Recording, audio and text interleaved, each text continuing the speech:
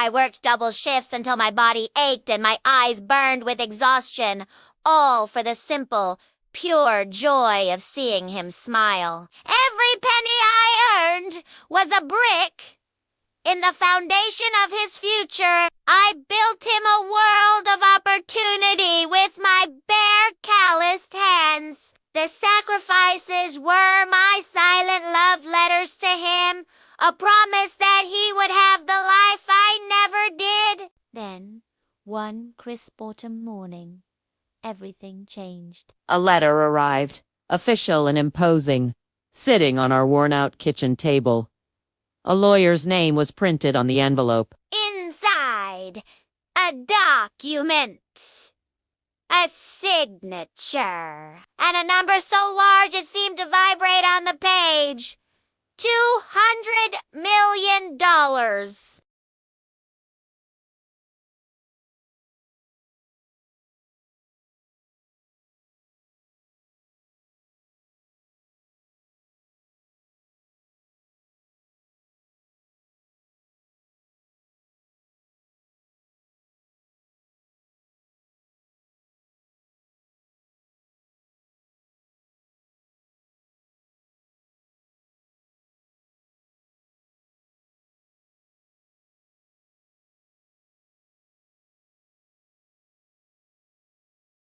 His gratitude was replaced by arrogance, his warmth by a chilling distance. The house, our home suddenly felt like his property. He started walking with a different posture, his shoulders back, his chin held high, as if he were a king and I merely a subject in his newfound kingdom. This house is mine now, he said one afternoon, his voice flat, devoid of any emotion.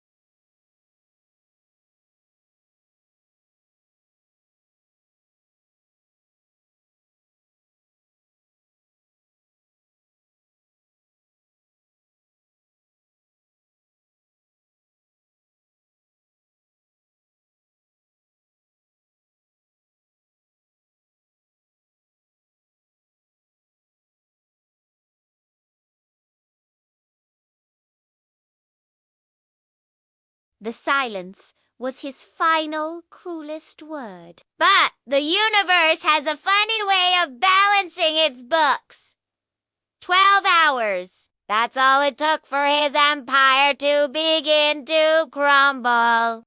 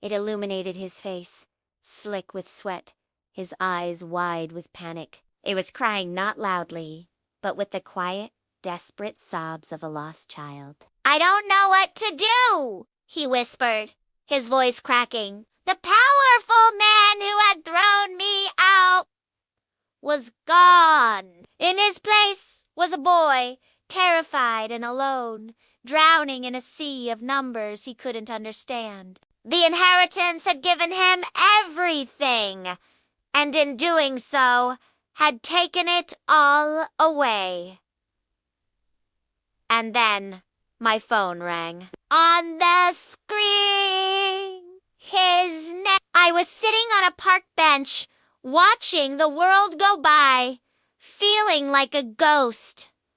I answered. His voice was broken, stripped of all its pride and arrogance.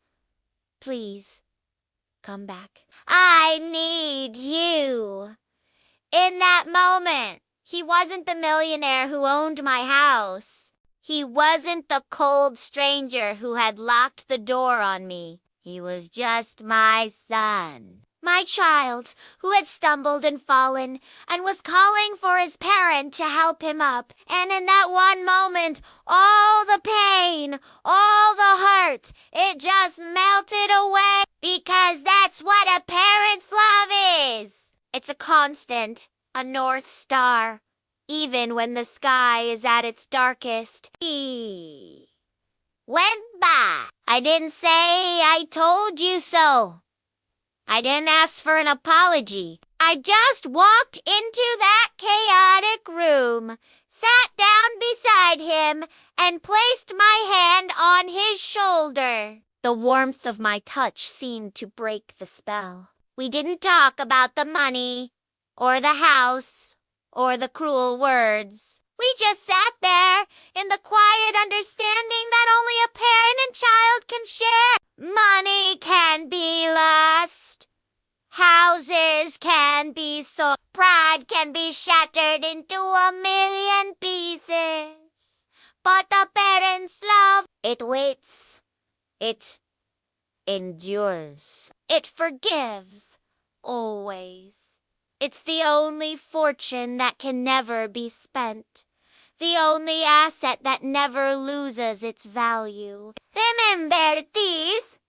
Respect your parents. Cherish them. One day you might find yourself in a storm you can't navigate alone. Money can buy you comfort, a temporary shield, but only love can save you. Only love can bring you home. Parents are priceless. Don't ever forget that. Thanks for watching.